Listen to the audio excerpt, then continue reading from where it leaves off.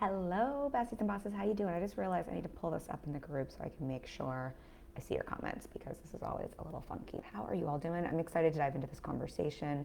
I feel like this is one I've been having quite a bit, always with clients, but particularly I think the last year and a half, this is not new news. We've been talking about this so much, but it has just been a big shift, I think, in the online space. And I think, 2020, for those of you who are around, obviously was not fun because of the pandemic, but for business, I think it was just a time where, what did one of my clients say? She's like, you could like sneeze and make sales and book clients. And it was just such a different landscape in terms of what you needed to do to bring in clients and sales. And I think again, I'm not the first person speaking to this. This is not the first time you've heard this, but there's just been such a shift in the online space. And now we're even seeing big names. I think I mentioned this on a couple of lives ago, but I think Amy Porterfield, Jenna Kutcher, who are, I think they're either multi-7 or 8-figure business owners. They've made, I don't know, 50 million plus in their business, are talking about just the shifts in the online space and how much more challenging it is to get noticed, how their launches are changing, getting people to show up for even free conversion events and to show up live and to make sales. So this just feels like such a relevant conversation always. This is what I've always supported clients with, but particularly right now. And so I want to dive into the invisible reasons you're not booking more clients, even if your content's really good. Because I know if you're in this group, you're someone who, and even if your offer is incredible, I know if you're here, you're someone who's in integrity, you have a great offer, you are who you say you are. I know we talk a lot about the trust recession in the online space. And I think that's real, but I think for some of you, while you might be affected by that, you're probably not as deeply affected as other people because you are a trustworthy human and you are who you say you are, and you are, I'm sure, pouring out value consistently. And so obviously sometimes that is what's going on. Sometimes we need to validate our offer. Sometimes we need to check and see if our content is good. Sometimes we're not consistent enough. Sometimes we haven't built out a solid strategy. But if you feel like you're doing all of those things and it still just feels like it's more challenging, this is the invisible reason. And I want to break it down with you all today because, again, this is just something I'm seeing and helping clients with all the time. So, and I think let's just normalize this. Like, this conversation is for you if you're smart, if you're hardworking, if you're really good at what you do and you're still feeling frustrated. I want to see you in that and to say this is not because you are not smart enough, not talented enough, your offer is not good enough. That is not at all what's going on. It's not because you're not posting enough or you're not showing up enough, or if so-and-so said you need to, I don't know, I don't even know if this is still a thing. Are people still telling people they need to post 3 times per day on Instagram? I feel like a year ago that was the conversation, or like the thing people were saying. Like that's just not, that's not true. I promise you don't need to post 3 times a day on Instagram unless you just really want to, or you're really wanting to like be in a learning curve. It's not because you're on enough platforms. I was just talking with a client yesterday, and she was frustrated with everything we're talking about here today. And she's like, I think I need to get on TikTok instead. And I love her. I'm like, TikTok doesn't solve the problem here at all. The problem just moves with you. So you don't need to get on another platform unless it makes sense with your strategy. There are times for that. You don't need to be omnipresent unless, again, there are times for that. And this conversation is also, if you feel like, I think this is true for a lot of my clients who are therapists and coaches. A lot of my all my clients are service providers, but some of them have more course program, like group program models. I find for a lot of those of you who sell something that is, I think it's still really tangible, but where the results are a little like, what happened, I was talking about this with a client yesterday as well. She was like, it's just so hard to put into words what happens on a coaching conversation. It's different with every client. I do one-on-one work. It's like, how do I put this into words? If that feels like you, and I know this was me my first couple of years in business, where I felt like if I could just get someone on a call, I had an excellent sale. Like, I booked almost every client I ever booked, like even at the start of my business, that I had a call with. It was just getting someone on an actual freaking call to notice me felt like it was impossible even to give away free calls. And I just felt like, if I could just get people on a call, if they could just experience the magic of my coaching, then they would get it and then I would be fully booked. This conversation is for you. So Tinley says, oops, that was me. Haha, you love this convo. I love you. You did not have to out yourself, but I love you so much.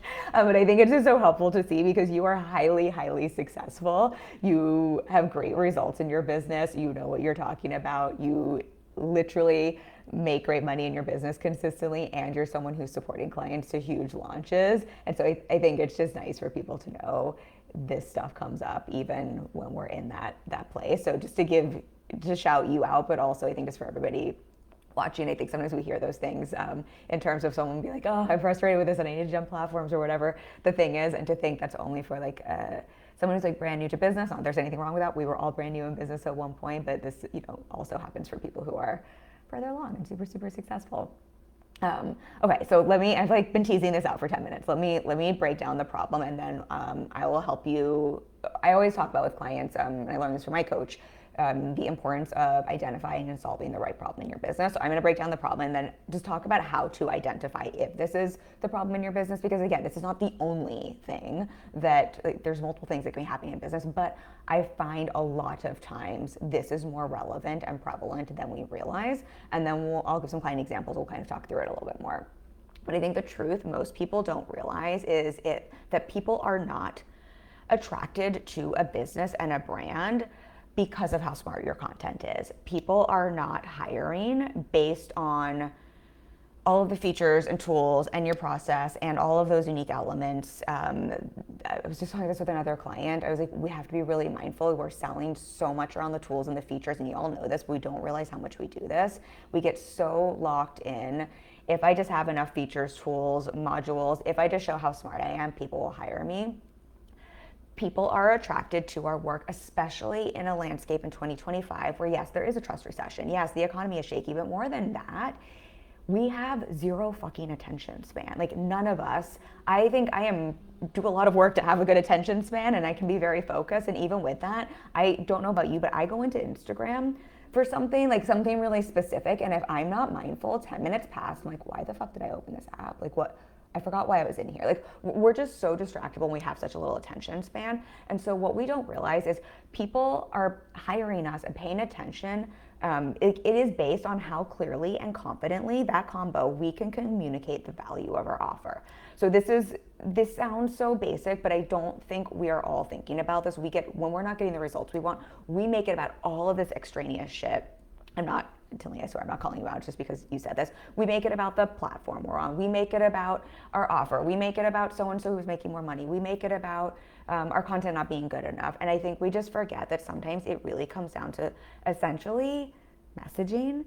And I'm going to speak to this a little bit more clearly. When I say messaging, I don't just mean your elevator's pitch. I have basically used my elevator pitch about one time in 9 years in business. But the real reason, so like the invisible reason so many of us sometimes online like aren't getting visible, aren't getting the engagement we want, and aren't getting hired, right? This is when we're like getting like, oh my gosh, your content's so inspiring, this is so good, or you've got lots of people paying attention, but it's not translating into sales, is often because of messaging and positioning. And the difference there is understanding what we need with messaging I'm teaching words that sell next week. I'm going to break this down in my 3-part messaging framework. Sign up for this. It's completely free. I teach this every year. I make it better every year. I'm making this around what's working in 2025. I'm also giving you my highly converting sales page template. We just finished it last week. Y'all, I think that alone is worth signing up for. My landing pages convert at 45 to 65% with massive amounts of traffic. They're at like 75 to 80% when they're started out, but just as traffic goes on, they convert higher.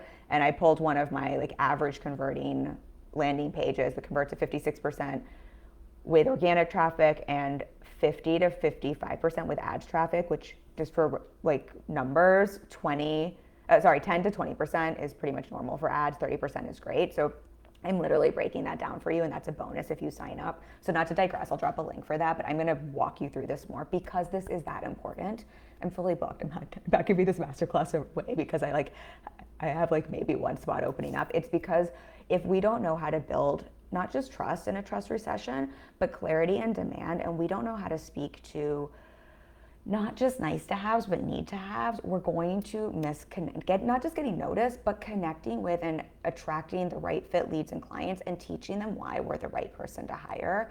There are so many people offering similar things, and there's a really subtle difference between sounding helpful and giving value and being likable and winning a popularity contest online, which is not what it's about in business, and having content that helps someone to understand that you can specifically help them solve the biggest problem they have and that it makes sense for them to trust you with their hard-earned money. Those are two different things. And I think what happens in our online space is and with just a lot of teaching, and honestly, because so many of us were in the online space in 2020 where it just was different. You could just show up and be helpful. It was just sort of like plaster the online space with anything and that's like, that was what was working then. But when we now see that things have shifted, we have to understand what has shifted in our online space. It means the kind of messaging and positioning that's shifted really has to change for us to bridge that gap. And I feel like I'm such a fucking broken record. So, excuse me if you've heard me talk about this in different ways, because I probably have, but I hope that this will land in a different way, or land the plane in a different way, and give you some different insights, because I think where we all know that these changes have happened, but I think what we're not all realizing is that marketing works, messaging works, but we have to, it's not just about having a strategy and a strategy that works. We have to have kind of the right ingredients in that strategy. I feel like I'm always using cake baking analogies, and I like can't fucking cook or bake to save my life, but go with it. We can have the best recipe in the world, but if we have subpar qualities or ingredients that are going into it, it's going to change the way our cake or the way our recipe tastes, right? I mean, I think that makes complete sense. And so I think we forget we can have the best strategy in the world. You can like go pay and get someone's sales funnel course or marketing course. You can get my landing page template, right? My landing page template will literally walk you through exactly what I put on my landing. Like, I'm literally breaking down what we put in my landing pages to make them convert at a really high level. This has been tested across, I mean, I don't know how many landing pages at this point. Let's 20, 30, hundreds. I don't know. We've done so many landing pages over the nine years, right? I've really distilled this down, and it's still, what is going to actually make that convert is the copy you put in, but not just the words, right? Anybody can slap something into ChatGPT. I've talked about this with so many clients, and it can give you back something. But what's underneath it are a couple of things. It is specifically the words we're using, the positioning we're using, right? Are we helping people to understand why this is a nice to have versus a need to have? I'm going to explain that more in a little bit more. And then I think we forget there is, I don't even want to say energetic component, because that sounds so like all this shit that annoys me in the online space. But there is a component with, this is maybe a better word, embodied. I wrote a post about this the other day. How embodied, how much are we walking our talk? How true is what we're saying? How much is this what we actually believe, what we're actually doing behind the scenes, what we've actually seen works for us, what we've actually seen works for clients, that we are like, I know this fucking works. How much are we speaking to that and then marrying it with positioning that is, again, not just being helpful or sounds good or is like really fun language or sounds sexy, but that is really specifically meeting our people where they're at in their journeys, and that is speaking to the need to have, not the nice to have. We have to bridge that gap, and I think a lot of content just isn't bridging that gap. And I think particularly a lot of content, and I create this kind of content too because it serves a different purpose in my marketing, but a lot of content that is like more viral content is content that is positioned more for what is universal and what is a little bit more of a nice to have and not that specific need to have that we really need for conversions. And I think, again, there's a need for both. That's why I keep pausing. I don't want to make anyone we have to know the right problem to solve. But if all we're doing is chasing virality and popularity and likes, it's not that isn't helpful. Of course it is. Of course, when I went viral and had what it gave me like the most followers I've ever had, that was great. But the stuff that the reason I have been fully booked for 20 to 25 years is obviously multiple factors. But the reason I'm able to create demand, this is a better way to explain it. I have a 92.3% sales conversion rate, at least the last time we figured out the math on that. It might be higher now. The reason for that is not because I'm so great at sales calls. I'm great at sales calls. I'm great at what I do. But the reason that is so abnormally high is I know how to build a relationship, to get noticed by the right fit people, to build a relationship and to build that demand based on a need to have. So when someone gets on a call with me, they know already why I'm the right person to hire. And we're just talking about the specifics of the work and the details and making sure it's a fit, not me having to sell them on coaching and the concept of coaching and why me and all of those other things, which I had to do more of at the start of my business, right? Because my messaging is doing all the heavy lifting in my marketing for me. And my messaging can't do that if all I'm focused on are vanity metrics and being popular. I know because people tell me this in the DMs, and I literally have had people reach out in DMs and tell me, okay, I read this thing, like I'm ready to hire you, or have emailed me to tell me they're ready to hire me based on specific posts and content because of those words that sell. Again, I'll talk about that more in our masterclass next week.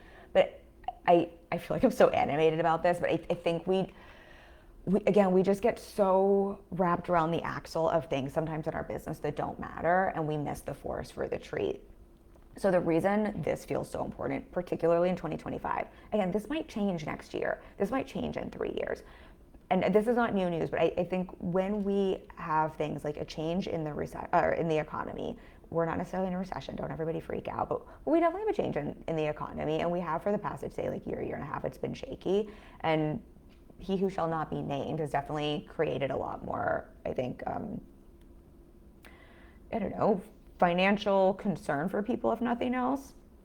We won't get into politics too much. So when we have a shaky economy, but we also in our industry have a trust recession, meaning people have been burned. People have used their words to sell very effectively, and they have been selling bullshit and smoke and mirrors off the back end. So that has created a trust recession. This is not new news. Everybody knows this at this point, right? When we have that going on, and then also when we have new technology like AI coming to play that can give us all of the information we want.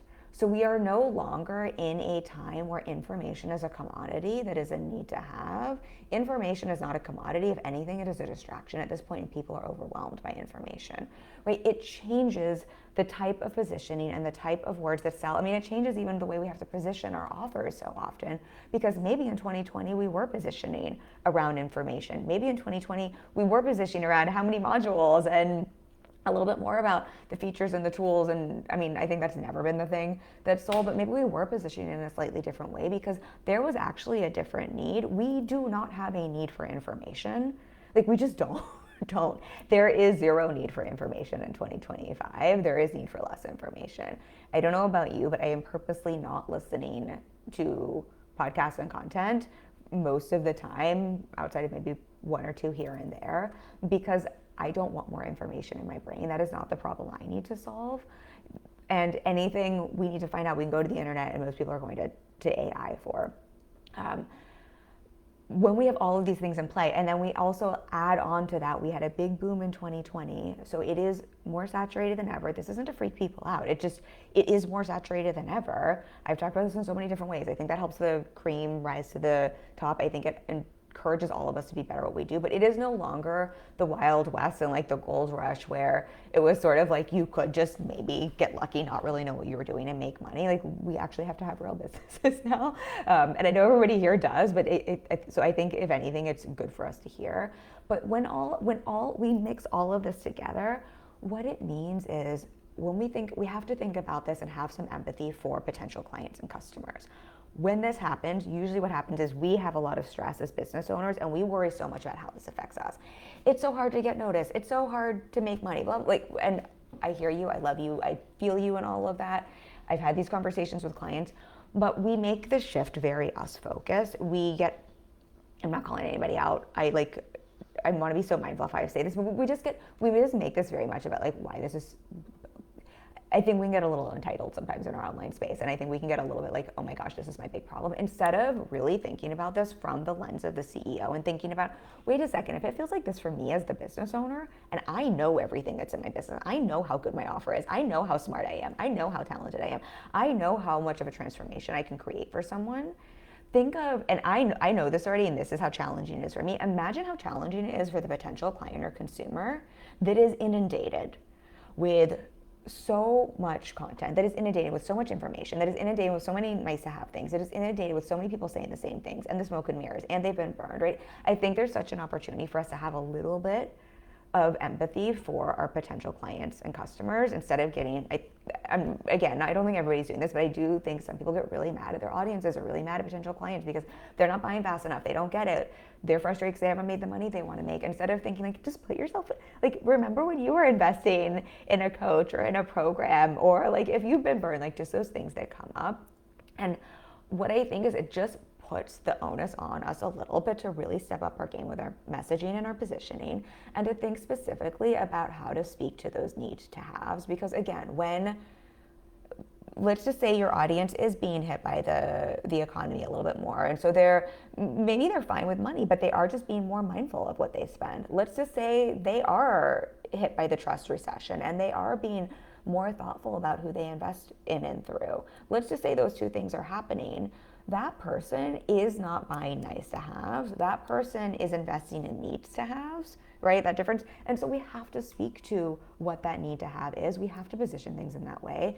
And we have to do the work on our side to communicate that clearly and confidently. And then from that energetic standpoint, but more from that embodied standpoint, the way we're also going to help someone see it's a need to have and that they can trust us is to bring in that embodiment of this is what is actually true and authentic. I think, again, sometimes when this happens, and I've just been coaching a couple of clients through this, I think really in integrity business owners who are who they say they are, when they feel the stress of what's happening with a shift in marketing, it is very easy to get into proving energy and to think I need to speak to things that people want to hear from me instead of speak to things that I know to be true, that are embodied, that I'm really noticing that I think it's just really easy to get into that proving pressurized space. Even if you're fully in integrity, I think it's easy to want to speak to things that you think sound good instead of this is what I'm actually doing behind closed doors. This is actually what me and my clients are talking about. But those are the very things that we need to bring into our messaging, right? We have to lean into the need to haves, not to the nice to haves, and into that embodied piece because and I will talk about this so much more in the masterclass and break this down, like more the how to, but I think like the Cliffs Notes version here, the too long didn't read, like live stream, Alyssa says, such a juicy topic. Oh, I'm so glad, Alyssa. Let me know if y'all have any questions as well, and if this is landing, not landing, if you're seeing this to be true. But I think the thing we forget with messaging and with positioning and with the nice to have, need to have, and like a body marketing, what we're talking about here is people can tell the difference. People are really smart, especially, and we have to think about, let's just like zoom out, like let's forget business for a second. If you are someone who has any kind of trauma, lowercase t or capital T, so something has happened that has created trauma in your nervous system that you probably are hypervigilant around. Think about how attuned you are to noticing anything that could be a potential threat that isn't even real, right? That isn't even true, but just as a way of a self-protection mechanism, right? Just think about how smart and attuned our brains are as a way to self-protect. I'll use myself as an example. You all know, like, one of my many traumas, I've got Kim and her closet of traumas, but one of my many traumas is I got bullied quite harshly when I was in high school for my sexual abuse and blamed for it. I mean, actually, we don't need to talk about it too much, but it was pretty big, right? So my brain is hyper attuned to people judging me, people gonna say mean things, right? I can see someone's face expression change, and it can have nothing to do with me, but my brain is like, oh, that could be something about me. Okay. So all of us have this to some degree, and it's like heightened depending on our level of trauma. So bringing it back to being empathetic for our audience. Let's just say your audience has a lowercase t trauma from the economy, from being burned by someone who said they weren't who they said they were, by spending money, even if it was in a great program, but they didn't get the results they wanted, even if that was their responsibility and all of that. But let's just say they don't realize that was, kind of on them and how they showed up, right? And so they've got a story around that. That's the lens most people are coming in, right? They have that like hypervigilance when they're coming into the online space, looking at all of our work. And not to create like a stressful story here, but just again, just so we can have a little empathy and to see what's going on a little bit more. I have a client who is selling a program and she does work, and it's quite in like wanting to make sure I don't give away who this is. It's very personal, deep work, and she has a program that's quite a low ticket price point. And what we were talking about is the people who aren't buying, it's not because they can't afford it, right? We always think like that's the objection, even if they're saying it's because it is such a vulnerable, hard topic for them to do work around in a group setting. And they have probably had all sorts of lowercase and capital T traumas, right? Like that have affected their trust, and they are likely highly hypervigilant in terms of like wanting to make sure a container is safe and okay, aside from even the trust they need to have in themselves and in the container to show up to do the work, right? There's so many layers there. And if we're not speaking to that clearly and confidently in messaging and in positioning, and we're just speaking to what most people teach with messaging and marketing, which is just like overcome the price objection, like tell them why they need to spend more money on themselves, and we're not really being empathetic to what's really going on and helping someone to see why it's a need to have, but why it's safe, why they can trust us, why we're embodied in this work, someone is going to pick up on that because they already are so hyper vigilant, and not to overuse that word, but they're already so attuned and worried about that. And when we are not bought in, I mean, this is like sales 101 when you're not sold on your work, but when we're not walking our talk, when we're talking about things because we're trying to prove or say what we think we need to say or what we think people want to hear, as opposed to what we really truly believe, what we're doing, what's working for our clients, like just coming from that more embodied, truthful, honest place. Not to say anybody here is not truthful or honest.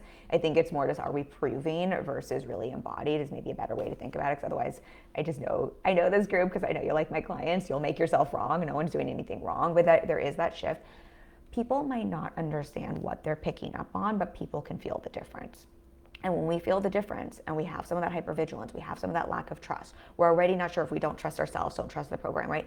If we pick up on that difference and we can't pinpoint it, we just make the story that this isn't safe, this isn't for me, I'm not going to invest here, especially when we layer on all the reasons we're talking about in terms of economy, trust, recession, all of that. Let me know if this is making sense and if this is landing. So that's true anyway, but we have to think about if that is heightened right now.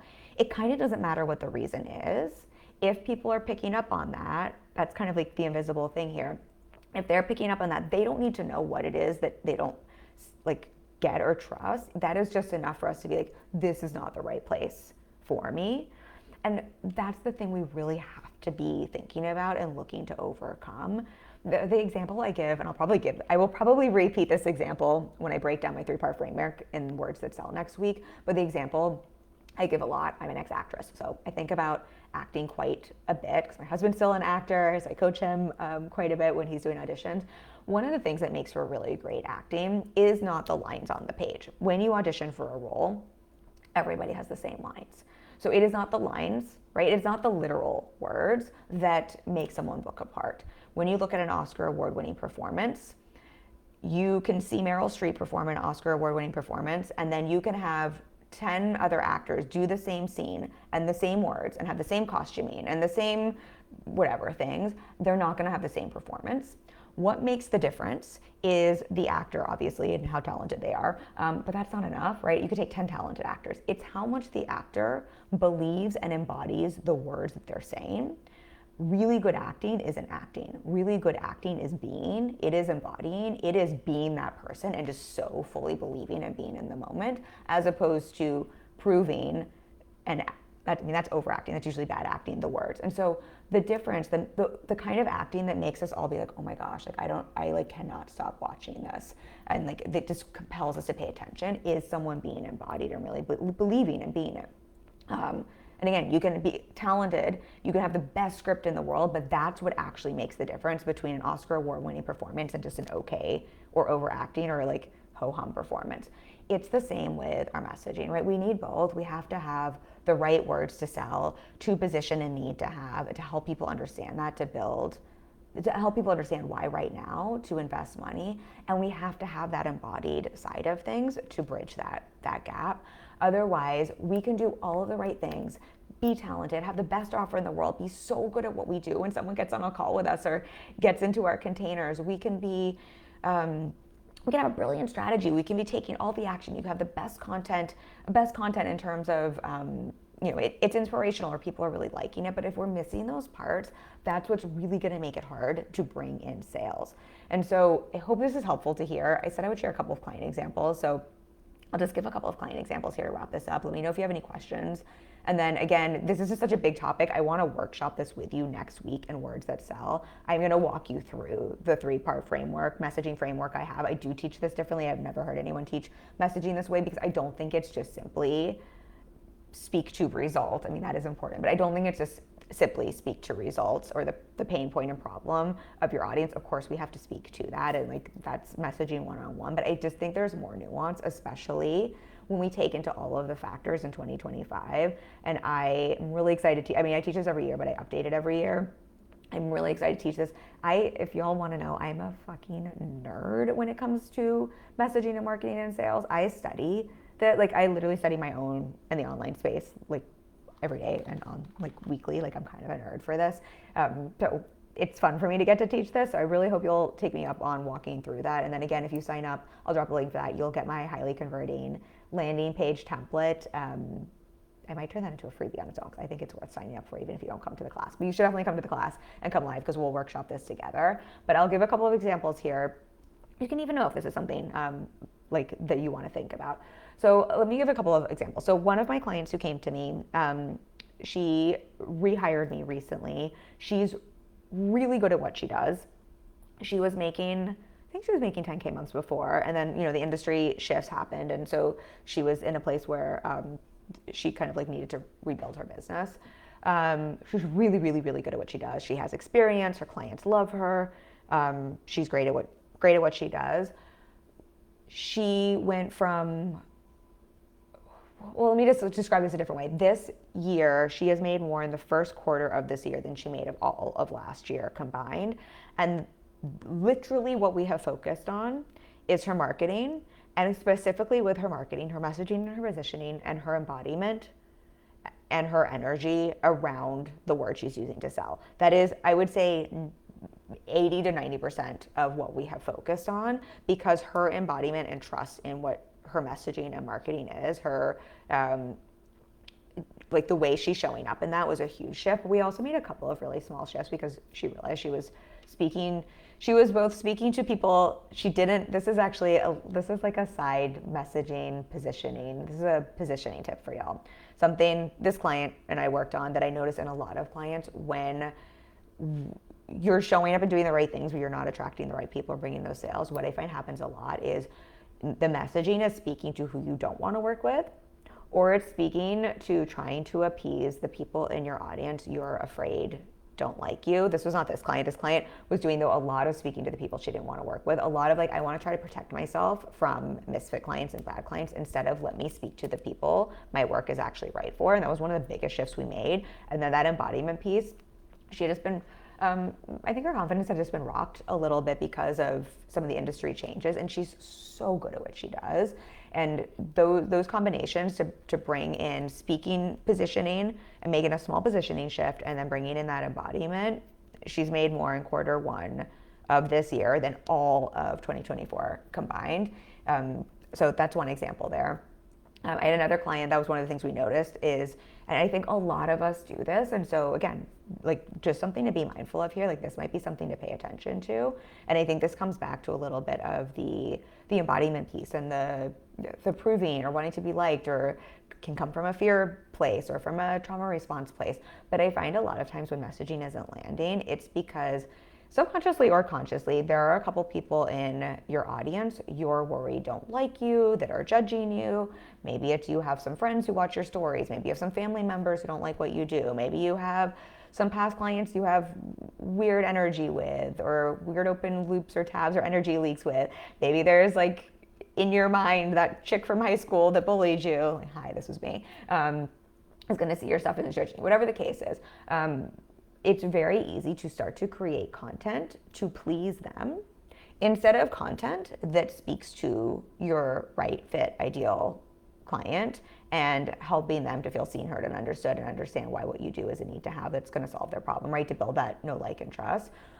It's subtle, but it is really speaking to two different people, and it is very different positioning, but it's also a different embodiment. And again, with the embodiment piece, it's that subtle because people see that and they don't know. Like, it can look like, oh, this is really great content. This is really smart.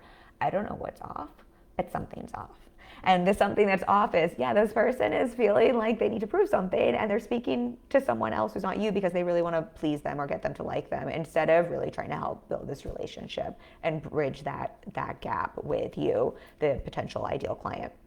Hopefully that difference makes sense. So that's something another one of my clients and I worked on quite a bit, and she saw a huge shift. She was struggling to bring in clients, and we worked on that, and then also shifted, just making her messaging quite more specific. And she went from struggling to bring in consults to turning around and having consistent, I think 12 to 15K months. So these are just like two simple examples there. I wanted to bring in, I mean, obviously my clients who are scaling to multi 6 and 7 figures, this is also the work we're continuing to do as well. If I think about, actually, I'll share one more example here because I think this is just helpful to like land the plane. And actually this is a good example because this is an example from 9 years ago.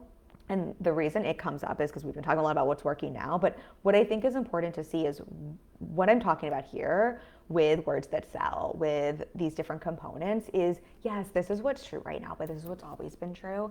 It's just even more important when we have the different factors going on that we're talking about in terms of what's just making the industry, I don't want to say much, just different than it was before. But 9 years ago, the industry was very different, and this was still the shit I worked on with clients that was still really important. So one of my clients, I probably shared this story before, one of my first clients ever, she literally paid me $100 per session. So I think this is good, fun information for any of you clients. Scaled from 10K months to 76K month, 115K cash month, and then $1 million year. And the two things we worked on, I should find the email from her, was her mindset, but her mindset specifically around her embodiment with her message, because one of the other things we worked on was her messaging and her positioning and really helping her to tap into and speak to something that was really going against the grain in the industry at the time and was not at all what most people thought, but it was embodied for her and what she really believed to be true, what was working for her, what she wanted to be a voice for. And she had a different model, so she, I want to be mindful I don't say who it is, but the nice to have, need to have was a little different just in terms of kind of what she was selling. So that was less prevalent there. But we really focused on shifting her messaging and her position, and she did quite a few talks. And she was I literally remember one of our conversations where she was really worried that she was quite a big stage and getting paid a lot, that she was going to be asked to get back and that she was going to get booed or people would leave because what she was sharing was, wasn't polarizing. It was just not at all what anybody in her industry at the time was talking about at all. And so we really worked on the mindset around that, right? Her getting really embodied, believing that, but also on how to position this in a way that people would get, that would land the plane, that would help people understand why this was relevant to them. And those were the two things we focused on. And that talk where she was worried about that, not only did people say and rave about it afterwards, it was quite a large stage that asked her to come back again. But those were the two things, like those were the two main things we shifted that catapulted her from 10K months to 76K month and 115K month. And the reason I'm sharing that example is that was 9 years ago. And I say that because, and I'm sharing examples from right now as well, because this is the stuff that always matters. And of course, you have to have a good offer. Of course, you have to have a marketing strategy. Of course, you have to know how to sell it. Of course, it's not like there's only one thing to success, but here are examples of people who were great at what they did, who had great offers, who had great marketing strategies, who were showing up consistently, who had great content, right? They had all the right pieces in place. And the invisible thing where you're just like, I don't understand, like what made this person blow up? Those were the invisible things, right? It was that combination of the really clear, concise, specific way to communicate, that messaging and the positioning shifts, as well as that embodiment behind it. Okay, y'all. I've hit you over the head with this. I hope that this is helpful. But last note, I had a note here. I hope that this will maybe be permission giving or relieving for some of you, because I think also when you're like, I don't understand why I'm not getting the results I want, I think it is easy to think I need a whole new strategy, or I need a fancier funnel, or I need a more complicated funnel, or this person online is teaching me this, like, they have this one complicated strategy and like I could do it, but like I don't know if I want to, or I need a new offer, or and sometimes, right, we have to solve the right problem in business. I'm not coaching everyone here one-on-one. Sometimes there is something with our offer. Sometimes there is something going on with the strategy. Sometimes we do have to show up more consistently, right? Sometimes we do have to own our work a little bit more. Sometimes those things are true.